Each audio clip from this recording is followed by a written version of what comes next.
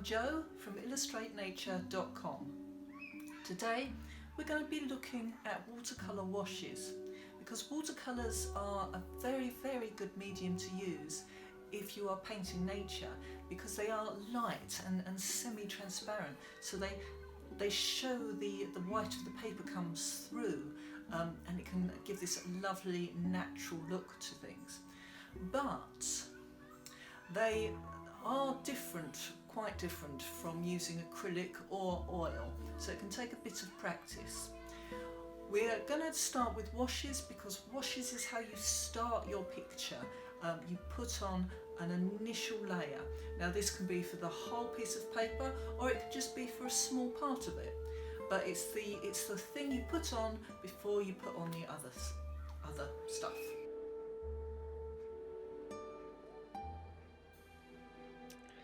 First of all, you need paper, which it's best to have watercolour paper.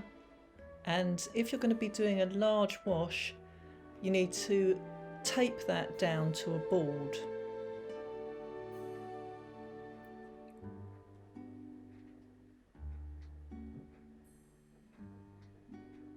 I will show you how to stretch paper later, but for now all you need to do is tape it down. Make sure all four corners are taped to the board.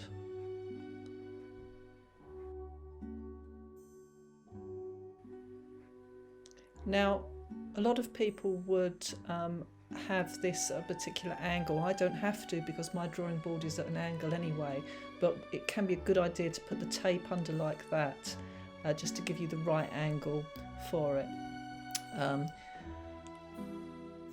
So we'll get started. Mix up so much paint, lots and lots of paint, more than you think you're going to need, because the worst thing of all is to run out halfway through with this. That really will spoil your wash completely. Now it's good to test the colour on a scrap piece of paper. So that's what I've got. Remember, watercolour always dries paler than it looks whilst it's wet. And so you get lots of paint and you put it on, just go across like that, and you see that you're getting a pearl at the bottom, and you take that pearl and you do the next line using that pearl of paint. And then you might want to add more paint, but again you've got that pearl there. You go across, taking the pearl with you, like so.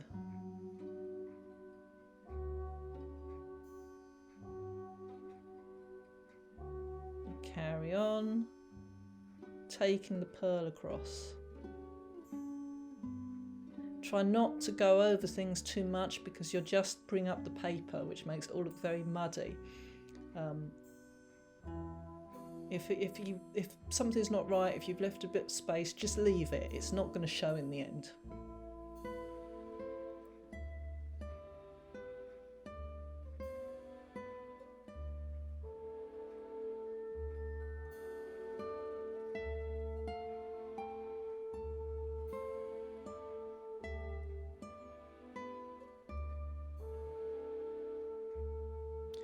I'm left-handed and I hold things in a bit of an odd way, so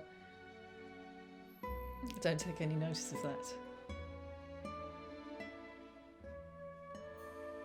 I've gone over the edge because it really doesn't matter, and you can just take up any of the paint that you don't need with a bit of tissue. All the excess just can come up with a bit of tissue, like so. Dabbing it all out, and it's not really going to matter if it's not quite neat at the edge, because it's going to be where your frame is, where your mount is. And then make sure everything is properly stuck down, and leave it.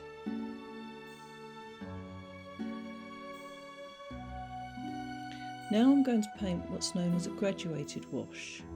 I start as I did before, painting across the top.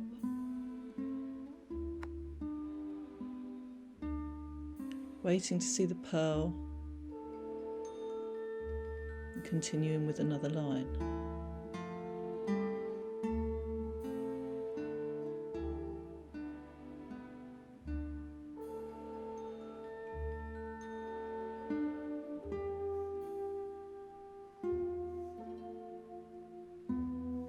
Now with the next line, you see I'm using water. This doesn't notice at first because there's still pigment on the brush, but gradually, as I stop using the paint and just use the water, it fades out.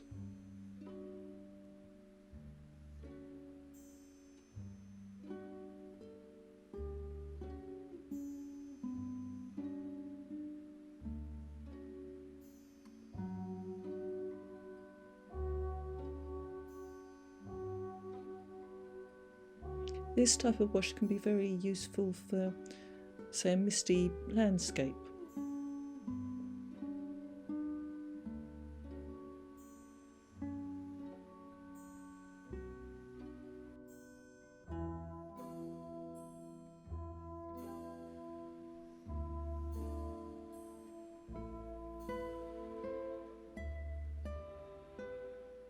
Like before, I leave it to completely dry before painting anything on top of it.